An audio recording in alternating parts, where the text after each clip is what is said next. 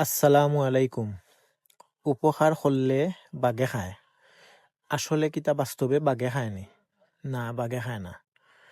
বর্তমান সময় উপহার করলে দেখা যায় অনেক সময় অনেক সমস্যার সম্মুখীন হওয়া লাগে।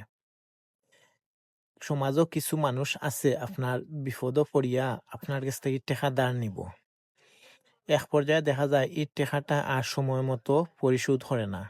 আপনি তার কাছে টেকাটা চাইছেন, তখন দেখা যায় রাগ করে বা ফোনে যোগাযোগ করতে চাইরা দেখা যায় মোবাইল বন্ধ করে থই দিছে। এক পর্যায়ে দেখা যায় ওই মানুষটার লগে সম্পর্কটা নষ্ট হয়ে গেছে।